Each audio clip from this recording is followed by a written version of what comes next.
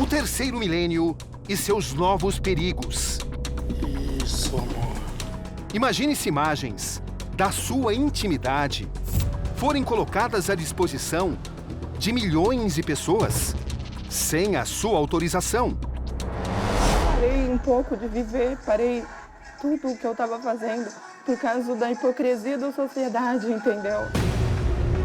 Que mal isso pode causar à sua vida? À sua reputação? Por que vocês decidiram fazer essas fotos e esses vídeos? Porque ele pediu. E eu confiava e eu deixei. Você lembra exatamente as palavras que ele te usou para convencê-la de fazer essas imagens, essas fotos? Ele falou que me amava, que não ia sair do celular dele, que ele não confiava nem no próprio irmão dele para mostrar. Então, já que ela tá falando que é eu falei pra ela, vai na delegacia, faz um boletim de conhecer aqui no advogado, manda, vai. Me abalou psicologicamente falando, fiquei mal, achei que ia perder os meus filhos. No Conexão Repórter de hoje, o documentário especial Invasão de Privacidade. Bem-vindos a um mundo onde a internet e as redes sociais fazem parte da rotina de bilhões de seres humanos. Junto com esse fenômeno, vem também sérias consequências. Uma delas é a exposição da intimidade das pessoas. Você vai ver casos de cidadãos que tiveram suas vidas praticamente destruídas. Como se proteger? Quais são nossos direitos? Aqui Roberto Cabrini. E este é o Conexão Repórter de hoje.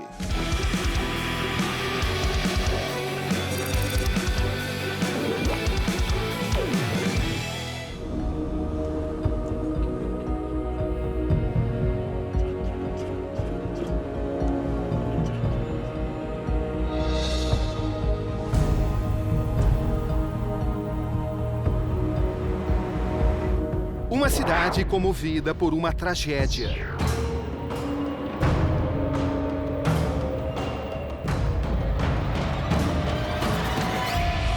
Esse é o cenário, uma imagem bela. Estamos em Veranópolis, cidade de 25 mil habitantes na região da Serra Gaúcha.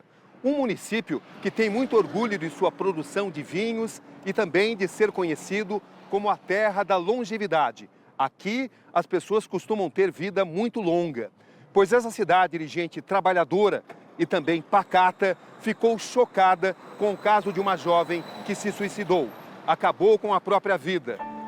Ela não resistiu à pressão de ter uma foto que revelava sua intimidade espalhada pelas redes sociais.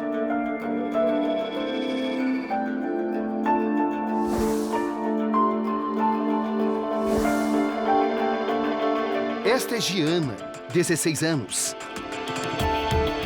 Uma jovem carismática, estudiosa, comunicativa. Um mundo a desbravar.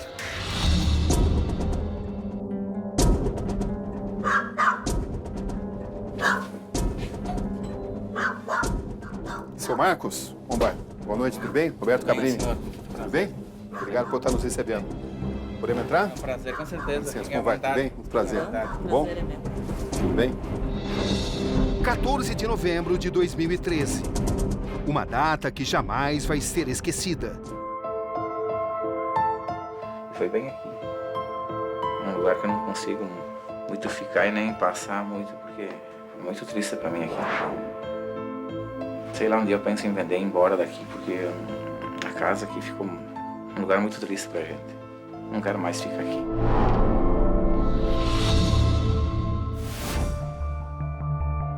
Quem foi que encontrou ela? Na verdade, o primeiro que viu foi o meu filho, o irmão dela. Ele que entrou, por causa que quando chegaram aí, tava o portão fechado, ele teve que pular o portão e ele entrou. E quando chegou aqui, já tinha feito, já tava. Daí ele gritou, chamou por socorro, meu irmão, daí o meu irmão e o meu sobrinho. Eles vieram também, pularam e vieram aí, mas... Ela estava sem vida? Tarde demais, muito tarde. Vergonha. Angústia. Uma mistura de sentimentos. Divididos com a prima Charline. Amiga e confidente. Eu fiquei fiquei preocupada, porque eu tinha visto a foto, né? Então eu fui procurar saber como ela estava se sentindo. E ela me disse, pois é, não se estressa. Amanhã eu não vou estar aqui pra ninguém me culpar. E não tô falando brincando. Ela já tinha falado contigo sobre suicídio antes? Não, nunca. Você sabia que ela estava muito chateada por causa da foto? Eu imaginei porque... Você percebia isso? Você Sim. tinha conhecimento da foto? Sim, eu fiquei sabendo no mesmo dia, às 7h30 da manhã, quando eu cheguei na escola. E eu vi a foto pelo WhatsApp. Qual foi a sua opinião sobre a foto? Eu não gostei de ver, porque era minha prima. O que essa foto passa pra você? Um momento de inconsequência, que ela não pensou pra fazer. Que pode acontecer com qualquer um. Com qualquer um, sim. O que eu tenho certeza, que eu posso confirmar, que ela tinha vergonha. Ela se sentiu muito envergonhada por ter vazado a imagem. E ela sentiu vergonha de mim, ela sentiu vergonha da família, ela sentiu vergonha dos amigos dela. Isso se espalhou? Espalhou Muito rápido. Quantas pessoas tiveram acesso, pelo que você calculou? Só a minha escola inteira. A escola inteira? A escola que eu estudo inteira, todo mundo tava sabendo já. Horas antes, no computador, o registro da última conversa com a amiga, a prima. A gente começou a conversar e eu tava querendo acalmar ela e querer saber como ela tava se sentindo. Ela disse assim, deixa, Chay, eu não tenho nada a perder. Eu nunca fui tão confiante em cometer suicídio como agora. Só tô esperando meu pai sair de casa. Eu disse, para, cara. Aí ela me disse, Chay, eu não tô brincando. Te agradeço por tudo que tu fez por mim. Te amo muito. E eu não me conformava, eu só mandava ela parar. E ela disse assim, tu não me entende, Chay. Olha essa tá todo mundo falando, meus pais logo vão saber. Não faz isso, não tem outra opção. E eu quis encorajar, entre aspas, pra ver se ela me dizia que não, que ela tava tirando com a minha cara, que ela tava brincando. E ela falou assim, exatamente, o pai saiu, adeus, te amo. E eu só disse, por favor, Giana.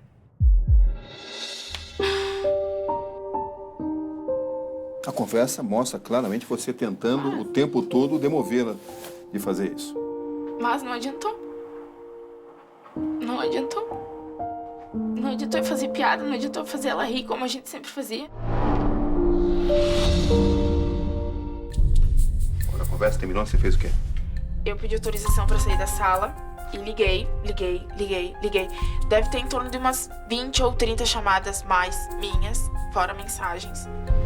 Entre o meio tempo dela terminar a conversa, que a hora foi 1h36. Desde a 1h36 até 15 para as 2, eu não parei de ligar.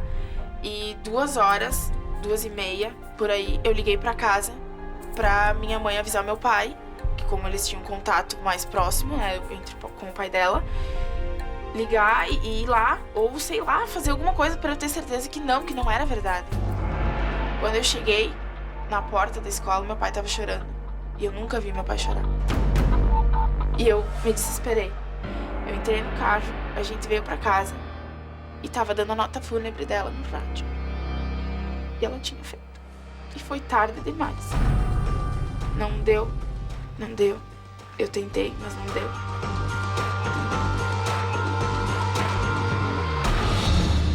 Nesse vídeo, imagens para ficar na história. Todas as minhas amigas estavam. E ela não podia faltar. Não. Recordações da festa de 15 anos. Ao lado da prima, sempre presente. Ela era incrível. Não tem como descrever, só quem conhece, quem conheceu. Isso que mais me dói, sabe, falar no passado.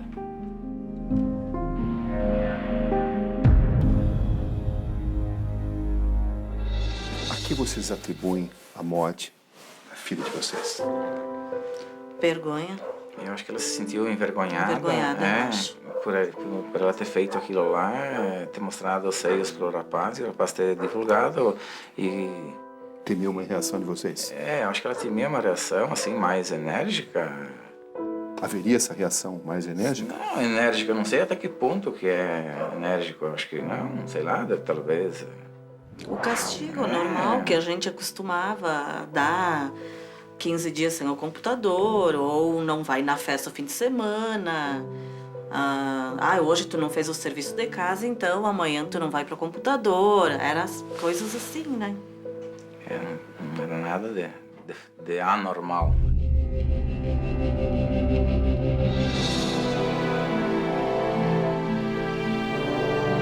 A Giane vai mostrar nesse momento o quarto da Giana. A senhora faz questão de manter tudo como se ela ainda estivesse aqui. Isso aqui seria todas as coisas dela. Quando a gente deixava a cama dela, o quarto dela ajeitadinho, a gente procurava deixar tudo ajeitadinho. A senhora consegue vê-la em cada ponto aqui. Com certeza.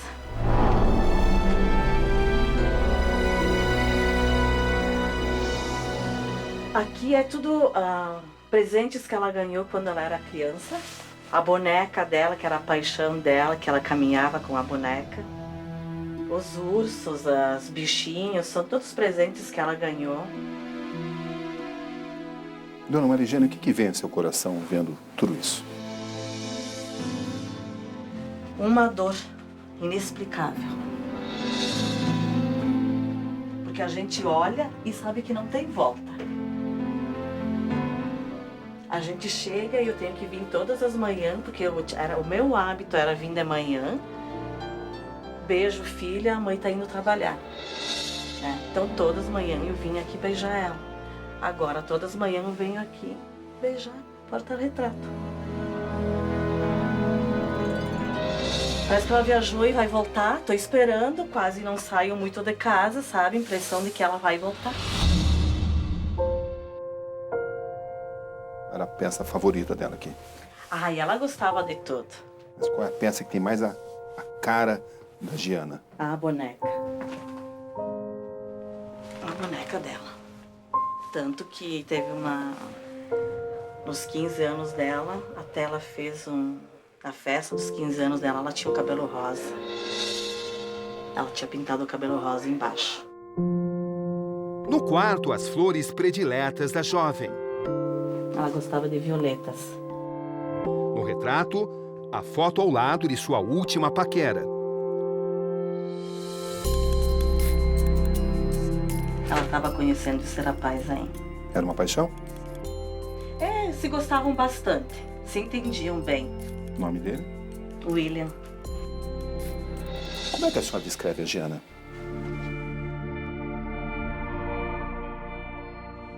A Giana é uma menina feliz, alegre, uma menina inteligente, brincalhona. A nossa paixão. A nossa paixão. A conversa, só teve acesso à conversa que ela teve com a amiga, né? Só ficou sabendo. Eu fiquei sabendo, sim, assim, por alto.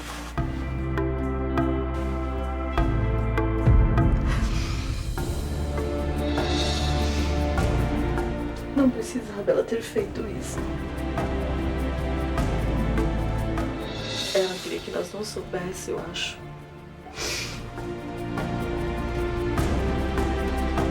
Querida, ela nunca fez nada de errado. A primeira coisinha que ela fez, ela achou que ela tivesse desabado nela. O mundo. Só considera uma foto daquela algo tão grave assim? Não, eu acho que não é tão grave assim, não. Não tinha necessidade dela ter feito isso. Ela tinha que ter encarado. Ela tinha que ter encarado, sim. A senhora sabia o que a sua filha fazia na internet? Sim, eu sabia. Só procurava saber. Sim, sim. Às vezes eu sentava do lado dela, ela conversava com os amigos, as amigas, normal. Ela foi muito rigorosa com ela mesma. Só que ela não volta mais.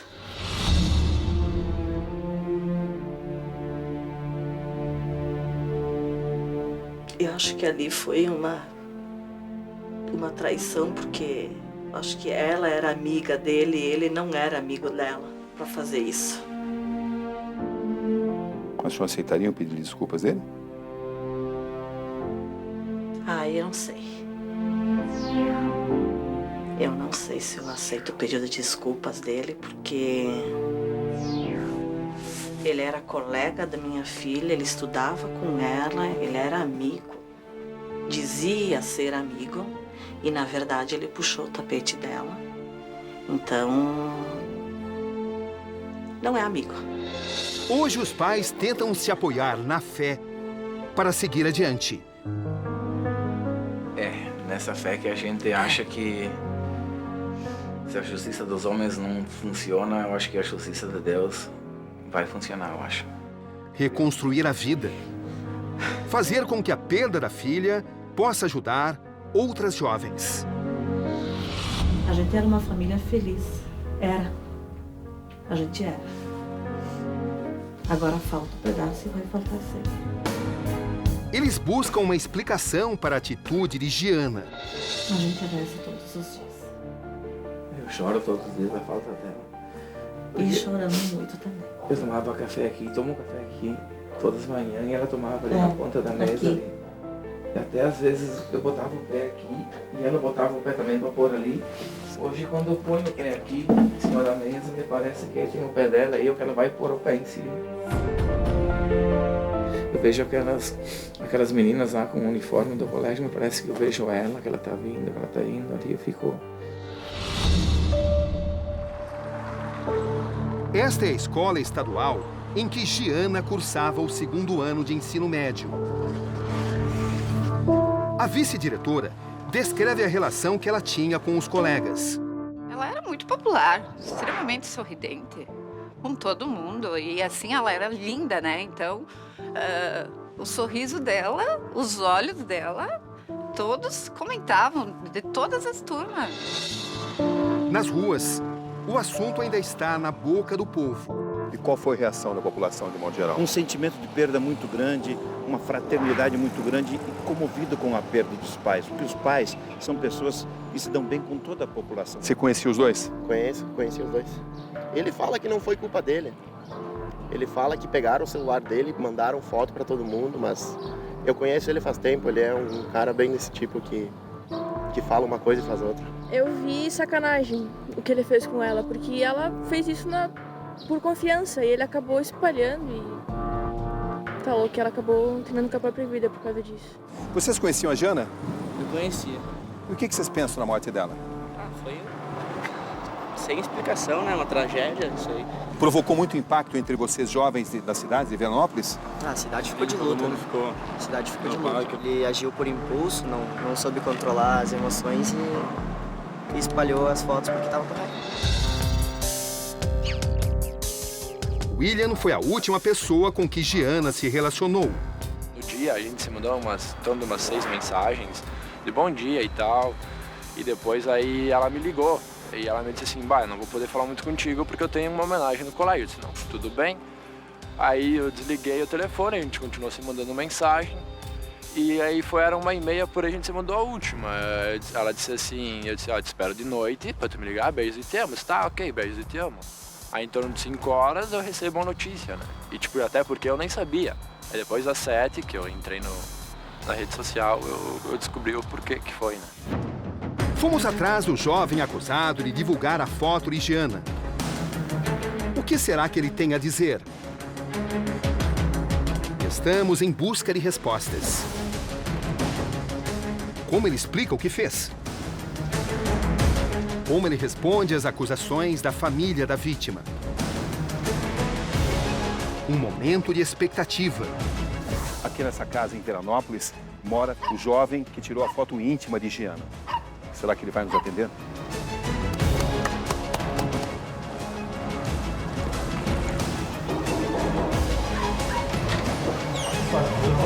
Você pode só um pouquinho? Sim. Roberto Cabrini, do Conexão Repórter, tudo bom? A gente está fazendo uma série de reportagens sobre a questão da invasão de privacidade virtual, né? E teve o caso aqui envolvendo a Giana, né? O que foi que aconteceu exatamente? Não, só me explica, o que foi que aconteceu? Nem sei, meu irmão. Só uma pergunta, pessoal, e depois eu vou embora. Não vou dar. Mas você se sente responsável pela morte dela? Não vou dar nenhuma. Você se sente responsável pela morte dela? Mas você não quer me falar só o que houve? Mas você sente pela morte dela? Hã? Não, obrigado. Mas como é que você viu a morte dela? Uma conversa nada esclarecedora. Apurando aqui e ali, descobrimos que o rapaz sofreu represálias na cidade. Desde então, evita sair de casa. Procuramos a mãe do jovem. Ela não quis gravar uma entrevista formal, mas essa conversa conta um pouco sobre a vida do filho. Então isso me falaram. Ele não sai de casa, por quê? Porque com todas as ameaças que ele levou, então agora tu pensa, né, tipo, que vida ele vai ter daqui pra frente? Ele não tem mais coragem de sair fora da porta, entende?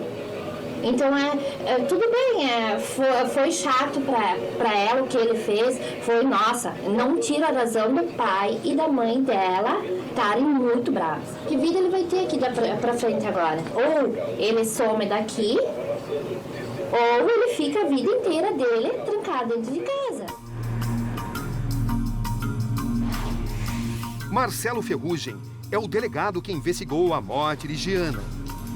O crime apurado aqui no procedimento foi o crime do artigo 241, a linha A, do ECA, né, do Estatuto da Criança e do Adolescente, que diz justamente oferecer, trocar, disponibilizar, transmitir, distribuir, publicar ou divulgar por qualquer meio, inclusive por meio de sistema de informática ou telemático, fotografia, vídeo ou outro registro que contenha cena de sexo explícito ou pornográfica envolvendo criança ou adolescente. Então ele é muito amplo. Quem está sendo processado nesse caso? Nesse caso que foi o menor, né, que admitiu ter dado print na imagem e ter divulgado, e mais uma adolescente que também admitiu ter recebido dele e repassado para outra pessoa.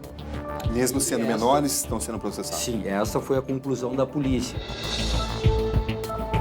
Uma volta pelas ruas e becos em Veranópolis. E novas revelações. O que mais impressionou o senhor nesse caso?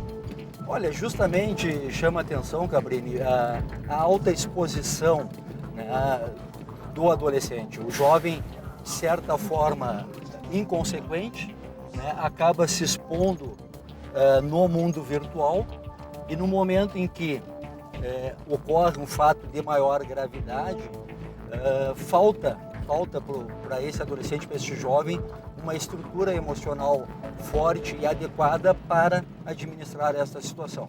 A polícia considerou que não houve elementos suficientes para indiciar os acusados por indução ao suicídio. O Ministério Público pediu o arquivamento do caso. Quando o senhor lembra dela, veio alguma frase dela, mente? Algo que ela falou para o senhor? Não, assim, especificamente não até, mas eu só me lembro uma coisa que me dói muito, assim, quando me lembro que quando ela ficou mocinha, ela disse: pai, você sempre é tua menininha, sabe? E daí, então... Isso está sempre na sua mente.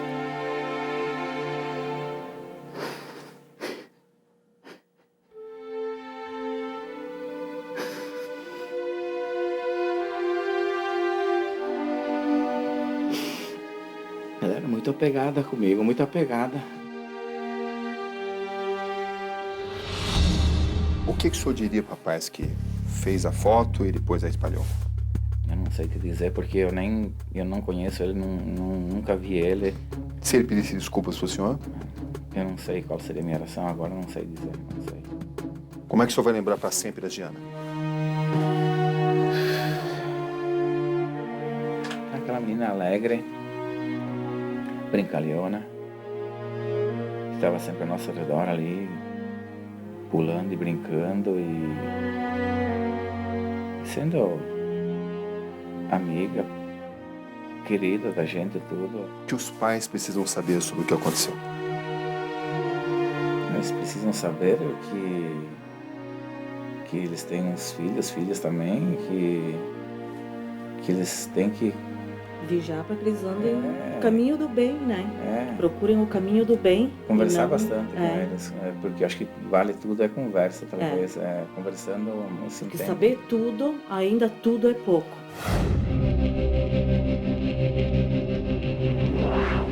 Histórias recorrentes em vários cantos do país.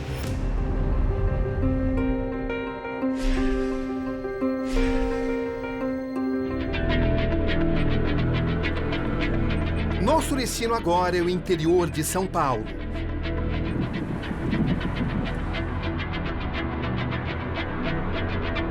Aqui vive Marielle. Solteira, mãe de 2 filhos.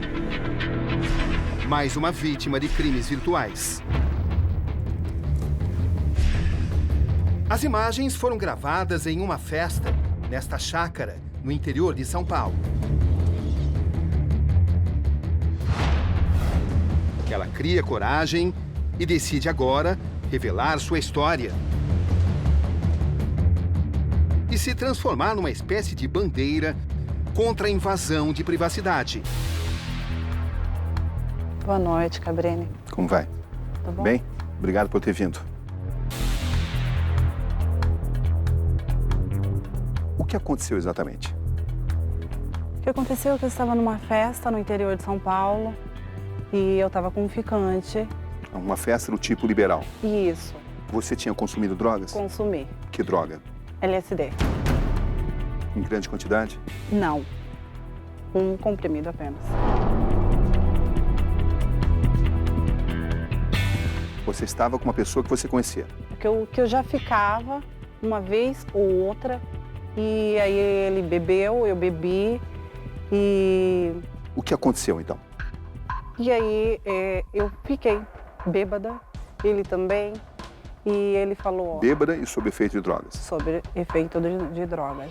E eu acabei indo pro banheiro dessa festa, só tinha um banheiro nessa festa. Acabei indo pro banheiro e acabaram pegando a gente. Quem? Não sei. Havia outras pessoas também? Após entrou mais 2 caras.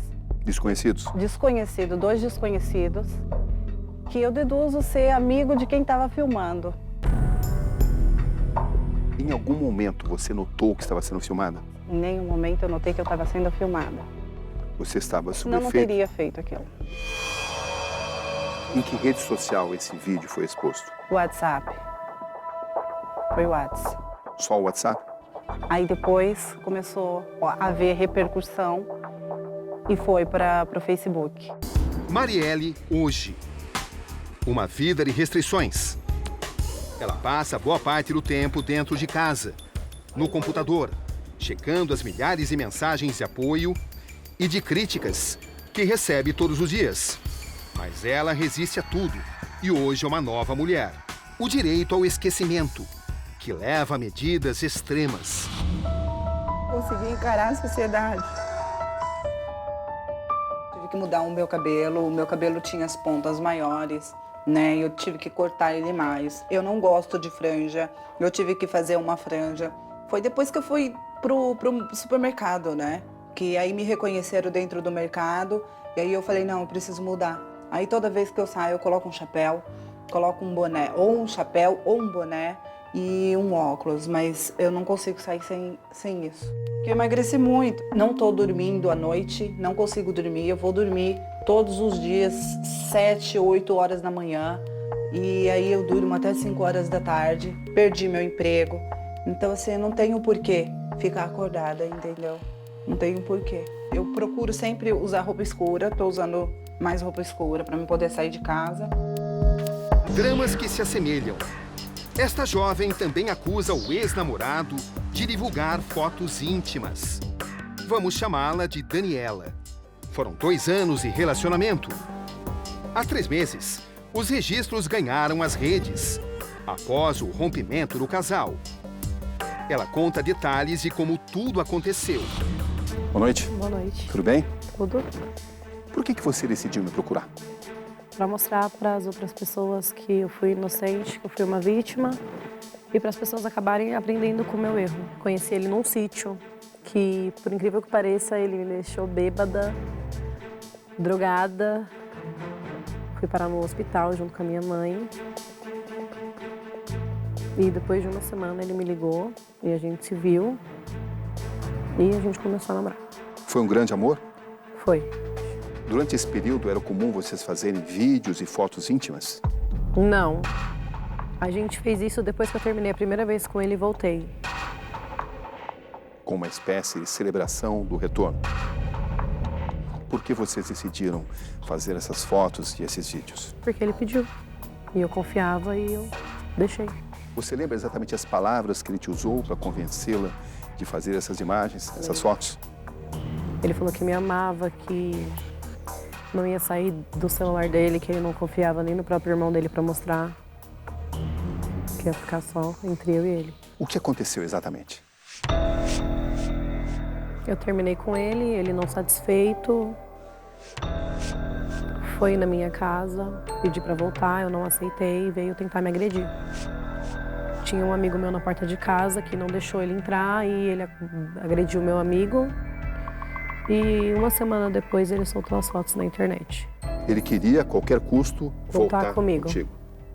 E reativar o relacionamento. Isso. Você não concordou? Não. Você não queria? Por quê? Porque eu não confiava mais, porque eu não queria, eu não gostava. Ele mencionou as imagens para você? Mencionou.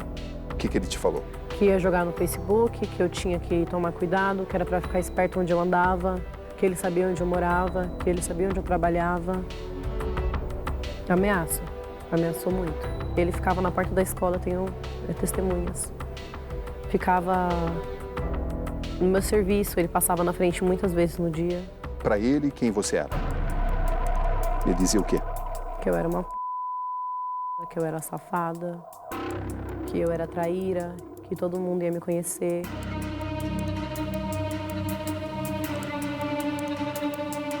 Fomos atrás do rapaz que fez as imagens da antiga namorada e que é acusado de ter espalhado as imagens. Assim ele nos recebeu. Tudo bom, Jota? Ela contou a história pra gente e a gente queria saber se você queria dar a sua versão da história. Versão minha eu não tenho, né? A gente já foi resolvido já, ela sabe quem foi que mandou as fotos. Ela tinha as próprias fotos, quando a gente terminou, ela quis me prejudicar. Se eu quiser ter o meu WhatsApp dela. Você sabe quem foi que mandou as fotos? Não sei. Mas... Ela tinha as fotos. Ela também tinha as fotos? Se você quiser, te mostro no celular aqui. Eu vou te mostrar. O que ela passou pra gente foi isso, foi que vocês terminaram e que depois você teria feito um perfil fake. Então, já que ela tá falando que é eu falei pra ela, vai na delegacia, faz um boletim de ocorrência aqui no advogado, manda, vai. Caso quiser, meu telefone tá aqui, se provar que fui eu, tranquilo. Entendeu? Que não foi você. Não fui eu, se ela tá falando que eu quero que ela prove, porque assim, falar é fácil, igual o juiz não quer saber, aí eu vi, eu sei que é prova. Eu não sei o que ela tá querendo ganhar com isso. Só que assim, não sei se vai ter que contar, se ela continuar falando, me acusando, eu vou na delegacia, fazer um boletim de ocorrência, contra calúnia de defamação, porque ela não tem prova.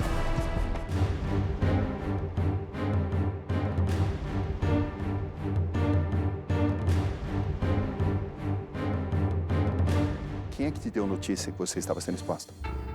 Um amigo meu. O que ele te falou? Ele pediu para mim olhar o Facebook e ver o que estava acontecendo. Ele te descreveu? Que palavras ele usou? Que tinha fotos minhas de jeitos constrangedores no Facebook. Ele abriu um perfil falso no seu nome? No meu nome. Adicionou toda a minha família e os meus amigos e postou a foto.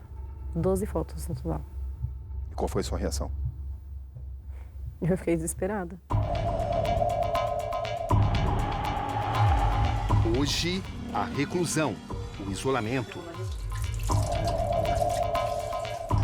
As pessoas me xingavam, me zoavam, todo mundo me olhando torto, comentando de mim. Qualquer rodinha que eu passava, eu era o assunto.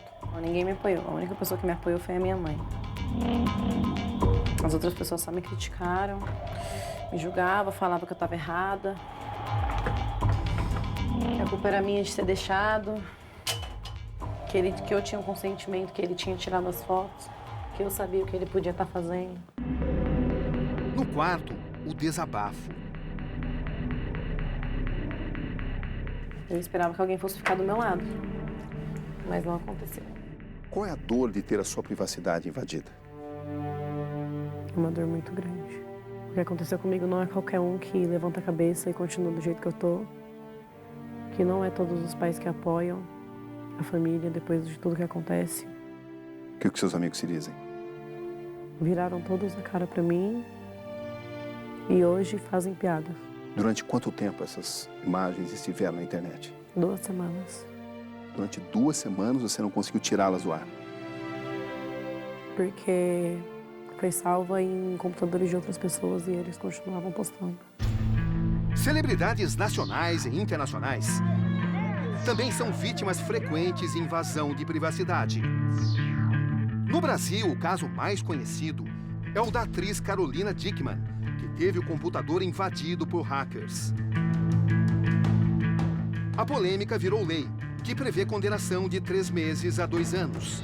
Atualmente, com o Marco Civil da Internet, as fotos ligadas a cenas de sexo devem ser retiradas sem ordem judicial. Apenas pela via administrativa, o provedor de acesso, o provedor de conteúdo, ele é obrigado a retirar todo aquele conteúdo da rede mundial de computadores. Nos demais casos, que envolve a liberdade de expressão, calúnia, injúria e difamação, caso a caso o judiciário deve avaliar para que se verifique se deve ser retirado judicialmente ou se o conteúdo, na verdade, está ligado ao direito à informação, à liberdade de expressão. Fatalmente, você tentou retirar esse vídeo, né? Seus advogados devem ter tentado junto ao Facebook. Sim. Tentaram. Mas sempre tem gente nova postando. E essa advogada está fazendo o que nesse instante? Processualmente. Estamos com 2 processos. Procurando quem é a pessoa.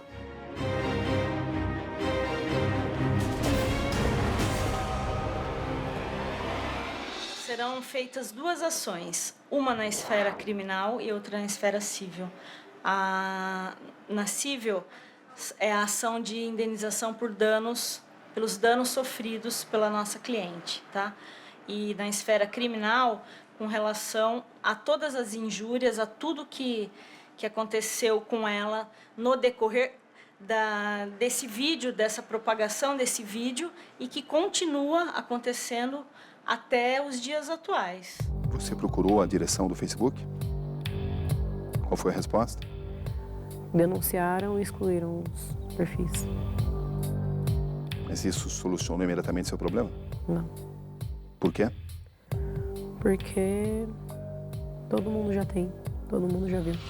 Todas as denúncias, elas são analisadas pela equipe do Facebook, mas nem tudo o que é denunciado realmente viola nossos termos. Então, se de fato aquela denúncia não violou os nossos termos, a gente precisa de um terceiro elemento para que a gente tenha ação sobre aquele conteúdo, ou seja, uma ordem judicial. Você perdoaria o seu ex-namorado? Não. De jeito nenhum? Não. Por quê? Porque o que ele fez comigo não se faz com ninguém. E se ele te pedir desculpas? Não. O que você aprendeu nessa experiência toda? Que não se deve confiar em ninguém, que não se deve fazer o que eu fiz, que o que se acontece entre 4 paredes, fica entre 4 paredes. Você teme que ele fique impune? Temo.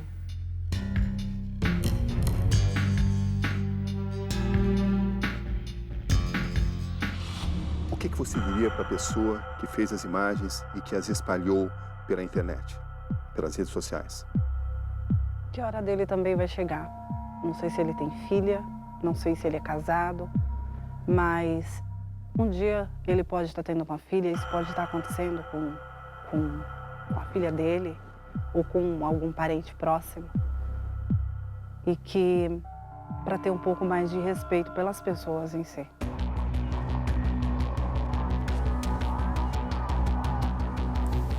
Como você gostaria de ser tratado se a sua intimidade fosse violada?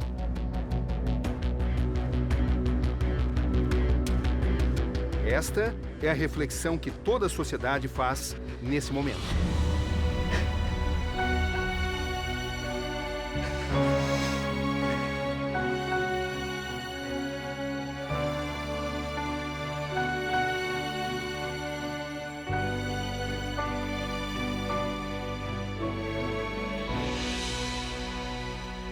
Especialmente nas redes sociais, os mecanismos de proteção ao usuário não funcionam como deveriam. A defesa da vida íntima das pessoas é, antes de tudo, um direito constitucional. E quem a viola pratica um crime. Aqui, Roberto Cabrini. Este foi o Conexão Repórter de hoje.